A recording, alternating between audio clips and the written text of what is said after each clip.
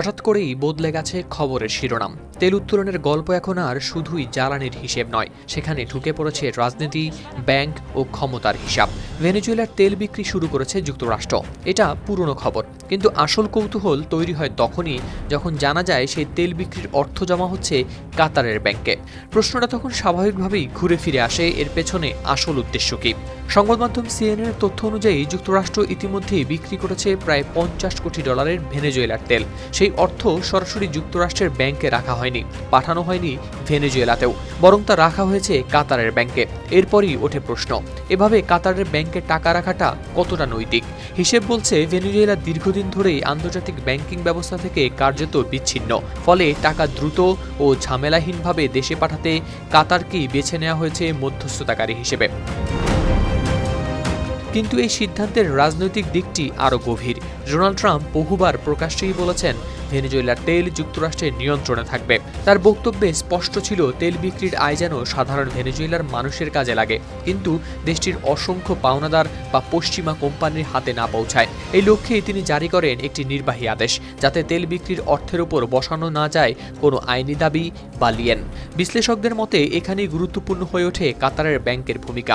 কাতার দীর্ঘদিন ধরেই যুক্তরাষ্ট্র ও ভেনেজুয়েলার মধ্যে নীরব মধ্যস্থতাকারী। এর আগেও নিষেধাজ্ঞার সময় ইরানের তেল বিক্রির কিছু অর্থ একইভাবে কাতারের ব্যাংকের মাধ্যমে করা হয়েছিল ব্যবস্থাপনা। ফলে এটি নতুন কৌশল নয়, বরং পরীক্ষিত এক পথ। তবে এই ব্যবস্থার স্বচ্ছতা নিয়ে বাড়ছে উদ্বেগ। বিশেষজ্ঞদের আশঙ্কা, অর্থ কাতারে রাখলে তা শুধু আইনি জটিলতা এড়িয়ে যায় না, বরং পুরো প্রক্রিয়াকে ঠেলে দেয় সাধারণ মানুষের নজরের বাইরে। পরিষ্কারভাবে বলা না হলে এই অর্থ কে নিয়ন্ত্রণ করবে, কিভাবে বন্টন হবে, দুর্নীতি বা অর্থ পাচার ঠেকাতে কি ব্যবস্থা থাকবে, তা সবকিছুই থাকবে লোকচক্ষুর আড়ালে।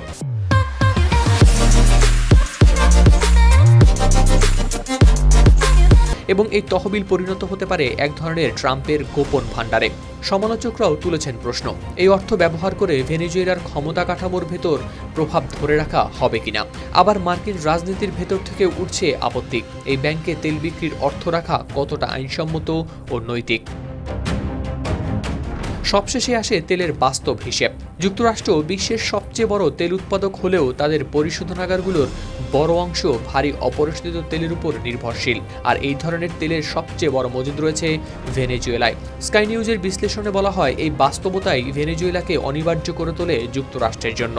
সব মিলিয়ে ছবিটা পরিষ্কার, ভেনেজুয়েলার তেল শুধু জ্বালানি নয়, এটি এখন বৈশ্বিক রাজনীতির এক গুরুত্বপূর্ণ চাল। আর সেই চালের মাঝখানে কাতারের ব্যাংক হয়ে উঠেছে নীরব কিন্তু বেশ শক্তিশালী এক কেন্দ্র।